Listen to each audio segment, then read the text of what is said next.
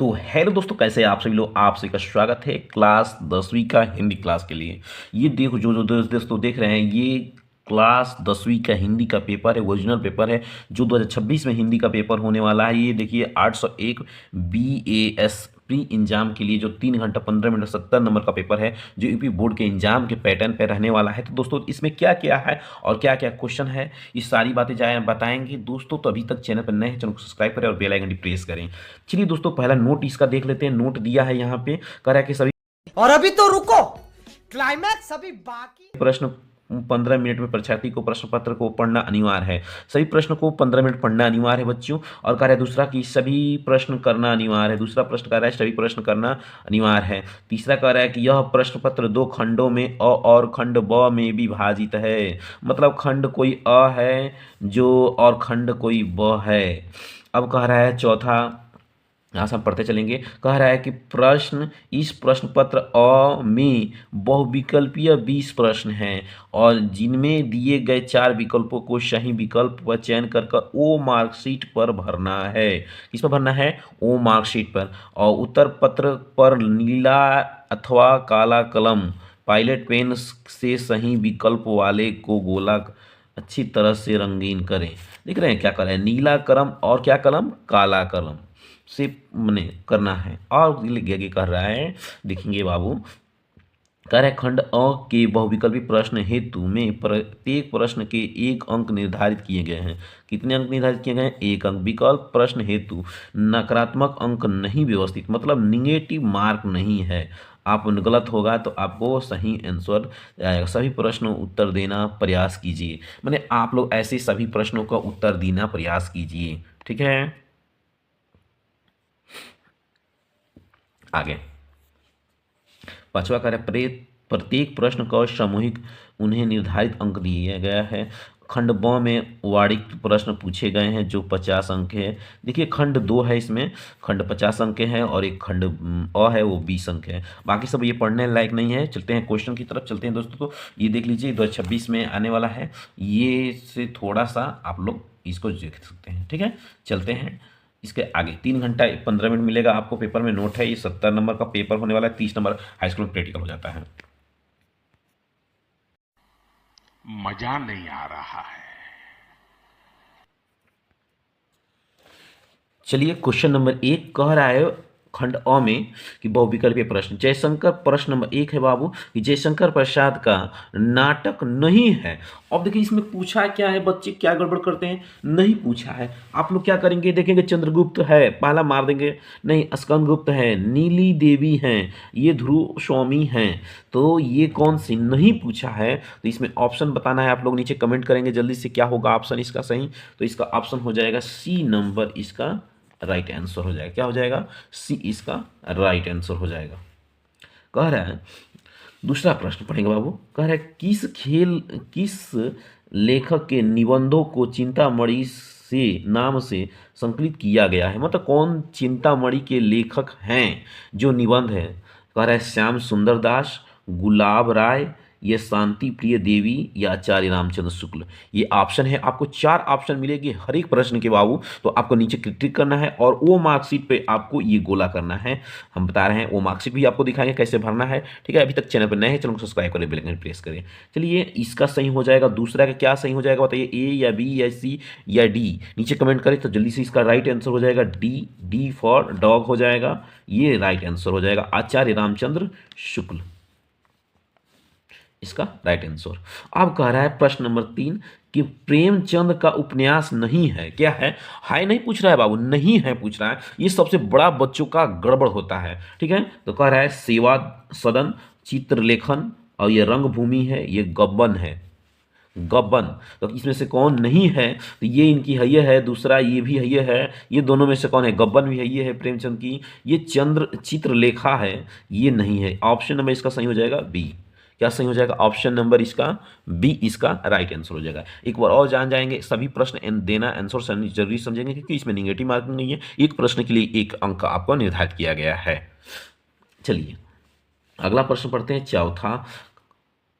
कारवा एकांकी के लेखक हैं। क्या है? कारवा एकांकी के लेखक हैं। आंसर जल्दी से कमेंट कीजिए। 4 ऑप्शन नीचे दिया गया है।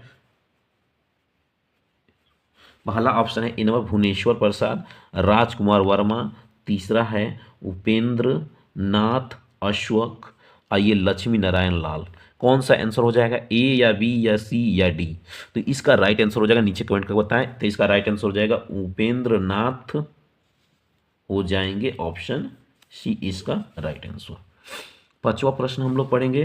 पांचवा कह रहा है तूफानों के बीच, कह रहा है तूफानों के बीच रिपोर्ट जरित लेखक हैं।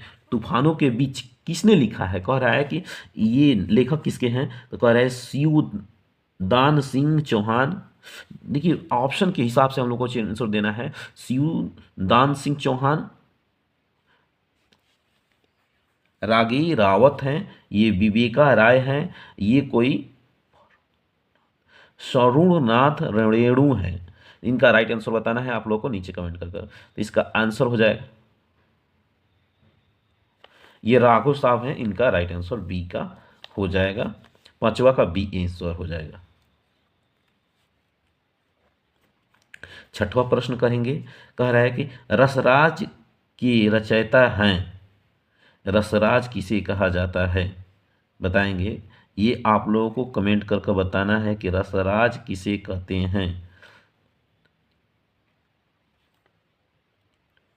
ये है मोतीराम, ये केदारदास, बिहारी लाल, ये घनानंद। तो ये आपको हम बताएंगे नहीं, नीचे आपको कमेंट करके बताना है कि छठवां लिखना है कि 6 का ए या 6 का बी या 6 का सी या 6 का डी, ऐसे नीचे कमेंट करना है आपको, ठीक है। तो नीचे कमेंट करके बताएंगे, छठवां का आपको कमेंट करके बताना है कि ठीक है क्या होगा इसका आंसर। सातवां प्रश्न देख लेंगे। नीचे दिखाई आप लोग को नहीं दे रहा था क्या, चलिए हम दिखाई देगा आपको, टेंशन मत लीजिए। चलिए कह रहा है सातवां, निम्नलिखित में से, कह रहा है निम्नलिखित में से कौन सी रिक्ति मुक्ति काव्य धारा नहीं है। घनानंद, आलम, बोध, केशवदास, ये कौन से नहीं है। तो इनका आपको नीचे कमेंट करके बताना है ये कौन से नहीं है। तो इसका सातवां का आंसर हो जाएगा। आपको छठवां का कमेंट करना है, छठवां कमेंट कीजिए, देख रहे हैं सभी लोग देख रहे हैं। इसका हो जाएगा केशव दास, सातवां का डी हो जाएगा राइट आंसर, केशव दास। अब कह रहा है आठवां प्रश्न, प्रतिवादी काव्यधारा युग के कवि नहीं है। क्या पूछ रहा है, नहीं नहीं बड़ा जोर दे रहा है, नहीं है। तो ऑप्शन है इसका केदारनाथ अग्रवाल, नागार्जुन, ये जयशंकर प्रसाद, शिव मंगल सिंह सुमन। कौन नहीं है, तो इसका राइट आंसर देना है। आठवां का राइट आंसर देना है आपको, नीचे कमेंट करके चले ले दीजिए। तो आठवां का आंसर हो जाएगा जयशंकर प्रसाद, इसका राइट आंसर। आठवां का सी इसका राइट आंसर हो जाएगा। इसी तरह हम लोग क्वेश्चन नंबर अगला पर चलेंगे 9। शाबाश बेटा, बहुत बढ़िया। 9, तारा सतपथा के संपादक किसे कहते हैं। भरत भूषण अग्रवाल ने, महादेवी वर्मा, अगेन हैं या जयशंकर प्रसाद हैं। इसका राइट आंसर बताना है आपको, 9 नंबर का राइट आंसर बताना है। इसका कौन है, भरत भूषण हैं और महादेवी वर्मा या जयशंकर प्रसाद या ये सी नंबर। तो इसका राइट आंसर सी हो जाएगा। इसका राइट आंसर 9 का सी हो जाएगा। अगला क्वेश्चन 10वां, प्रिय प्रयास किसकी रचना है। प्रिय प्रयास किसकी रचना है। Mahadevi Verma option number A, option number B है अयोध्या सिंह उपाध्याय, हरित औधक हैं, राम विलास शर्मा, रामधारी सिंह दिनकर। ये इनकी फेमस रचनाएं होती हैं, रामधारी सिंह दिनकर। तो आपको नीचे कमेंट करके बताना है किसकी है, या रामधारी सिंह दिनकर है, या रामविलास हैं, या महादेवी वर्मा है। कौन है बताइए जल्दी से कमेंट कर नीचे कमेंट कीजिए जल्दी। तो 10वां का बी राइट आंसर है अयोध्या सिंह। चलिए क्वेश्चन नंबर 11 कह रहा है 11 क्वेश्चन, अपनी तुलसी भाषा में वही सिसक सिसक कर बोली। कोई पंक्ति दिया है, पंक्ति में कौन सा कह रहा है कि रस है, कह रहा है यहाँ पर पढ़ेंगे इस पंक्ति में कौन सा रस है। तो देखिए कह रहे सिसक सिसक कर रो रही है, जहाँ रोने बिलखने की बात आ जाए, हम आपको नीचे वीडियो में बता दिए हैं कि जहाँ सिसकने रोने की बात आ जाए तो वहाँ पर करुण रस या हास्य रस, भय रस या वीर रस।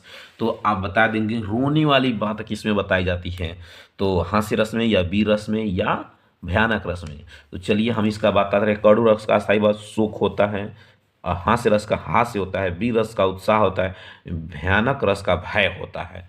ठीक है, तो इसका आप लोग इसका राइट आंसर हो जाएगा 11 का करोड़ रस, ए नंबर ऑप्शन सही। 12 नंबर क्वेश्चन आप लोग को ऑब्जेक्टिव क्वेश्चन 12 हो गया है। 12 नंबर के सब चलते हैं। 20 क्वेश्चन होता है आपको पेपर में मिलेगा ऑब्जेक्टिव क्वेश्चन। ठीक है दोस्तों, अभी तक चैनल पर नए हैं चैनल को सब्सक्राइब करें, बेल आइकन प्रेस करें। कह रहा है एक राम घनश्याम हेतु चातक तुलसी पंक्ति में कौन सा अलंकार है। तो कहाँ कह रहा है कि एक राम घनश्याम हेतु उपमा अलंकार है, उत्प्रेक्षा है या यमक है या रूपक है। ये भी आपको 4 ऑप्शन मिलेगा। अलंकार बिल्कुल है कि एकदम फिक्स है, यहाँ से वेरी वेरी इंपॉर्टेंट क्वेश्चन है कि ये आने वाला है। ठीक है, तो आप लोग ध्यान दें और इस शब्द को पढ़ें बढ़िया से। चलिए इसमें कौन सा अलंकार हो जाएगा, ऑप्शन ए या बी या सी या डी, नीचे कमेंट करके बताएं। इसमें हो जाएगा रूपक अलंकार, ऑप्शन नंबर डी 12 का डी हो जाएगा। कह रहा है रोला छंद में कितनी मात्राएं होती हैं। Option A 11, option B 24, option C 15 और ऑप्शन डी 12। चलिए इसका राइट आंसर हम देखते हैं क्या हो जाएगा। तो इसका हो जाएगा बी 24 मात्राएं होती हैं। रोला छंद में कितनी मात्राएं होती हैं, तो 24 मात्राएं होती हैं। अब कह रहा है उपसर्ग से बना शब्द नहीं है। तो देखिए उपसर्ग मतलब क्या होता है। उपसर्ग मतलब जो पहले होता है, उपसर्ग जो होता है शब्द के पहले होता है।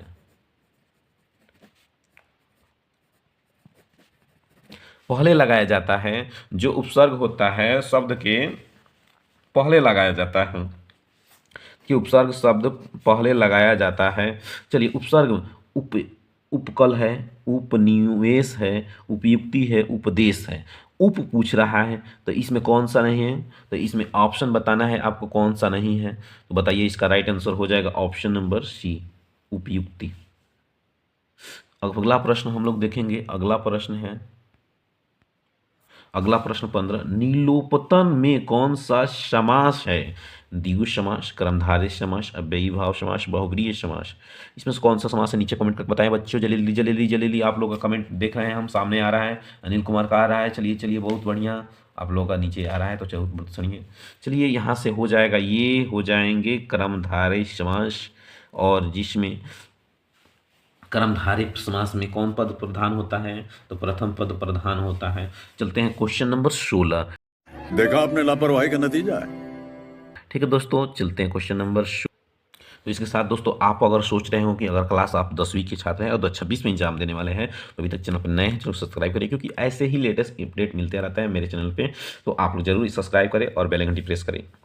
अभी आप लोगों को डाउट लग रहा है कि नहीं ये फेक है, ये नहीं आएगा, तो बिल्कुल आप लोग जा सकते हैं, आप लोग जाकर दूसरा बहुत सारे यूट्यूब चैनल है पढ़ सकते हैं। देखिए ये कोई फेक नहीं है, ये घर का बनावट नहीं है, कोई लिखावट नहीं है। देख सकते हैं आप पेपर के माध्यम से बता रहे हैं गेहूं का तत्सम रूप बताइए। 16 नंबर का प्रश्न है गेहूं का तत्सम क्या होगा। तो 16 नंबर बताएंगे आप गेहूं का तत्सम क्या होगा। तो चलिए यहाँ पर लिखा है गेहूं, गोदान, गोमता, गोमाता, यहाँ पर लिखा है गोदुम। तो ऑप्शन नंबर डी या ए या बी या सी। तो ऑप्शन नंबर डी हो जाएगा इसका right answer. Option number D 16 का राइट आंसर डी हो जाएगा, गोदुम हो जाएगा। अब 17 कह रहा है तौया में विभक्ति और वचन कितने होते हैं। पहले आपको हम बता दें कि वचन कितने होते हैं। तो वचन एक वचन, बहुवचन होता है, एक वचन होता है, बहुवचन होता है। और विभक्ति पढ़ेंगे तो विभक्ति बहुत सारी होती हैं। चलिए तो आप जैसे प्रथम विभक्ति, द्वितीय विभक्ति, तृतीय विभक्ति, चतुर्थ विभक्ति, पंचम विभक्ति, षष्ठम विभक्ति, सप्तम विभक्ति, अष्टम विभक्ति, ये सब विभक्तियाँ होती हैं। चलिए सप्तम तक हमारा काम है, सप्तमी तक हो जाएगा। पहला कह रहा है सप्तम विभक्ति बहुवचन है, दूसरा कह रहा है कि प्रथम विभक्ति है और लेकिन द्वितीय वचन है, कह रहे तृतीय विभक्ति है और बहुवचन है। और पंचम कह रहा है कि पंचम विभक्ति है और बहुवचन है। इसे कैसे समझ में आएगा कि विभक्तियाँ कौन सी है? तो देखिए इसमें तो कह रहा है कि ऑप्शन नंबर सी इसका राइट आंसर है और तृतीय विभक्ति है और प्रथम वचन है, क्योंकि इसका राइट आंसर कह रहा है रचना के आधार पर वाक्य के भेद नहीं होते हैं।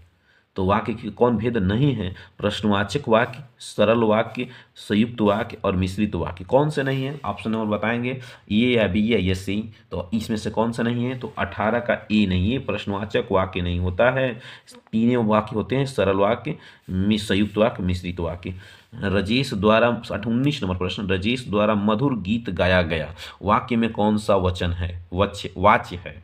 चलिए कर्मवाच्य या भाववाच्य या कर्मवाच्य या कर्मवाच्य। राकेश द्वारा मधुर गीत गाया गया, तो यहाँ पर दिखाई दे रहा है कर्म कर रहा है, कर्ता ने कर्म से कारण कर के कराया है, तो यहाँ पर कर्म है, कर्ता है, भाववाचक है, ये कर्मवाचक है। इसका ऑप्शन हो जाएगा डी राइट आंसर 19 का। लास्ट प्रश्न है, इनमें से अविकारिक शब्द अविकारिक का चयन कीजिए। संज्ञा, सर्वनाम, क्रिया, विशेषण। और नहीं, क्रिया विशेषण क्रिया है, तो इसमें बताना है option A B C D. ये आपको सामने दिखाई दे रहा होगा, तो ये आपका ऑप्शन हो जाएगा ऑप्शन नंबर क्रिया विशेषण, इसका राइट आंसर। अब आप लोग को 20 क्वेश्चन बता दें, 20 क्वेश्चन में एक क्वेश्चन छोड़े हैं जो आपको बताना है। अब देखिए यहाँ से थोड़ा सा बाबू फोकस करेंगे पेपर पे, और अभी तो रुको, क्लाइमैक्स अभी बाकी। जो आपको नीचे हम दिखा रहे हैं ये है खंड ख। खंड ख वाणिक प्रश्न है। निम्नलिखित प्रश्नों को गद्यांशों को आधारित प्रश्न को उत्तर दीजिए। ये 2 नंबर 2 नंबर 2 नंबर मन मिला कितना नंबर? 6 नंबर। इस पर 2 नंबर है, इस पर भी 2 नंबर है और इस पर भी 2 नंबर है।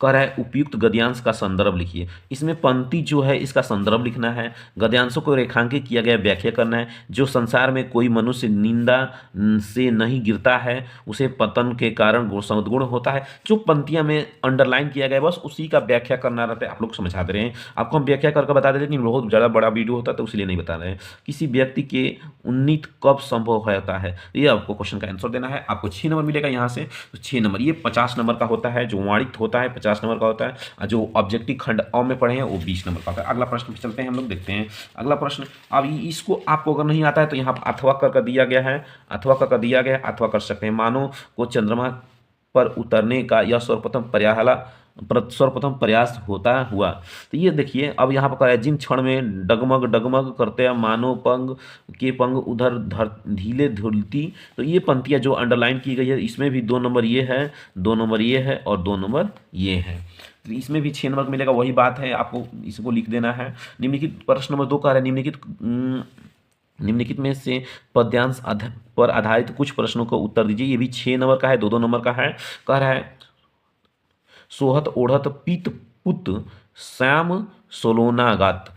ये जो अंडरलाइन है इसका कह रहा है कि संदर्भ दीजिए, 2 नंबर का मिलेगा। और कह रहा है रेखांकित को व्याख्या कीजिए, ये भी 2 नंबर देगा। काव्य किसके और भाव का दूर करने के प्रयत्न करें, मतलब जो काव्य है किसका है और इसका भाव और भय क्या है बताना है आपको, ये 2 नंबर का है। या आपको अगर ये नहीं आता है तो नीचे अथवा का दिया गया है, अथवा वाला भी, ये भी 6 नंबर का है। अंक कितना देगा? 6 अंक देगा। इसको भी आप कर सकते हैं। अगला क्वेश्चन हम आपको दिखा दे रहे हैं, क्या क्या आपको तैयार करके जाना है। जो अगर आपको नहीं तैयार है नीचे कमेंट करके पूछ सकते हैं कि सर हमको ये डाउट होता है, हम आपको बता देंगे।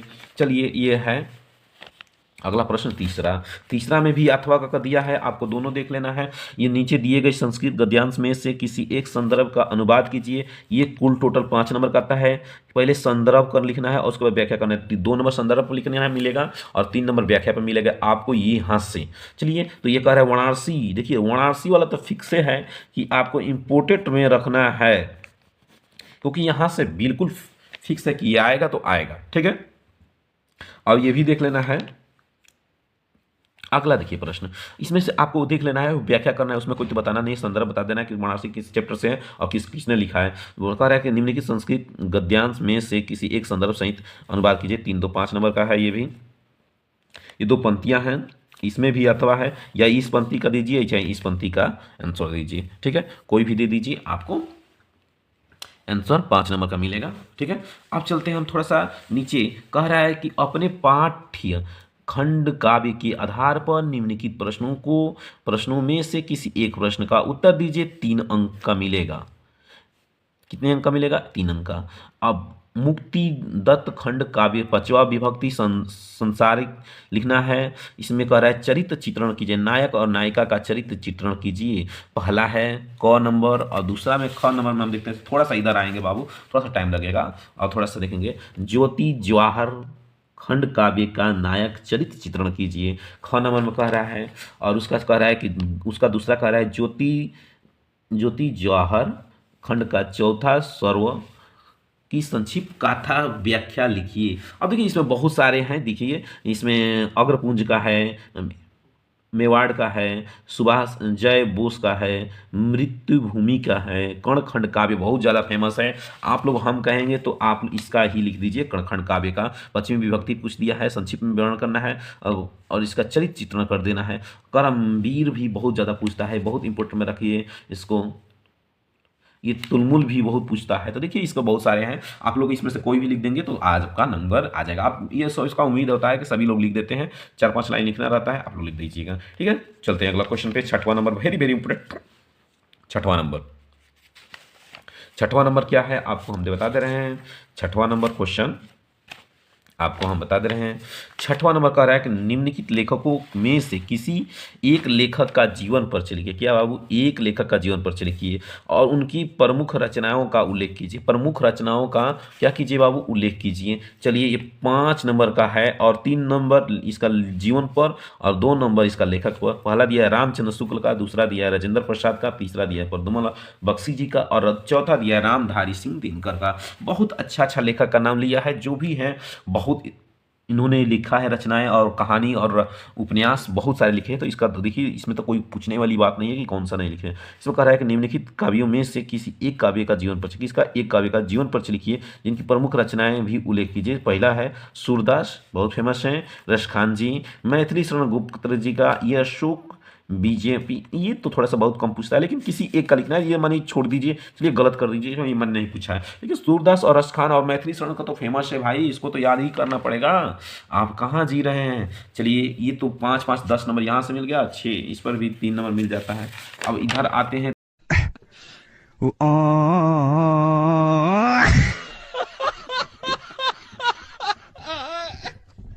तो इधर थोड़ा सा अनुवाद हम लोग को मिल जाता है आपको देखने के लिए।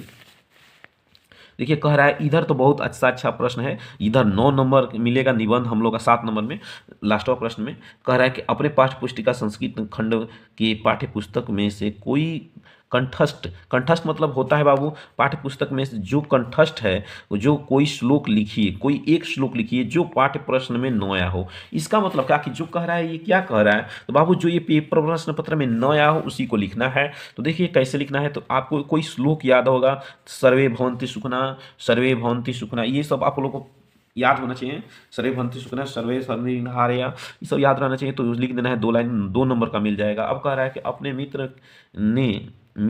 आपके मित्र के 10 कक्षा में परीक्षा में जिला के प्रथम स्थान प्राप्त किया और उसके एक बधाई पत्र लिखिए। कितना का कर रहा है? बधाई पत्र लिखिए। आपका जो मित्र है जो पेपर दे रहा है 10 के कक्षा में प्रथम स्थान आया है, तो बधाई देने के लिए आप कैसे पत्र लिखेंगे? अथवा का दिया है, अथवा का कभी दिया चिकित्सा प्रयोग। तो देखिए कोई दोनों में से एक भी दे सकता है, या बीमार पर देता है, महिला पर दे सकता है, कुछ भी पर दे सकता है। आजकल वैक्सीन वाला कोरोना वाला बहुत ज़्यादा चल रहा है, तो इस पर भी दे सकता है। आप लोग के शरीर रूप से तैयार हो जाए। और देखिए आप कुछ भी देगा आपको तो वो याद ही रहना चाहिए, क्योंकि आप 10वीं क्लास में है, मैट्रिक पास होने वाला है। अब कह रहा है निम्नलिखित प्रश्न की निम्नलिखित बंद करो, हाथ जोड़ के मैं मोदी साहब से गुजारिश करता हूँ। प्रश्नों में से किन्हीं 2 प्रश्नों का संस्कृत में अनुवाद दीजिए। कह रहा है तो ये देख लीजिए 5-4 गो आता है, इसमें संस्कृत में अनुवाद दे देना है। कह रहा है निम्नलिखित में से किसी एक विषय पर निबंध लिखिए। ये बहुत इंपॉर्टेंट रहता है और जो अंक देता है 7 नंबर का, जो अंक देता है कितने नंबर का? 7 नंबर का। तो आप लोग देख लीजिए 7 नंबर का कैसे 7 नंबर का हमको निकालना है। कह रहा है जीवन के अनुशासन का महत्व, प्रदूषण का समस्या और समाधान, जनसंख्या वृद्धि की समस्या और समाधान, देश प्रेम, मन के हार है मन का जीते जीत, मन का हारे हार है, जीवन मन का जीते जीत। बहुत फेमस लाइन है और कहानी भी है, देखेंगे। देश प्रेम भी बहुत अच्छा है, जनसंख्या वृद्धि भी ऐसा है, प्रदूषण समस्या भी, ये अनुशासन, ये सभी सही है। आप लोग देखेंगे तो चैनल पर नए, चैनल को सब्सक्राइब करें और बेल आइकन प्रेस करें। इससे क्या होगा, जो भी ना ऐसा नोटिस आएगा नेबर, आपको पास खबर पहुंचता रहेगा। थैंक्स फॉर वॉचिंग हमारे वीडियो अंत तक बनने के लिए धन्यवाद।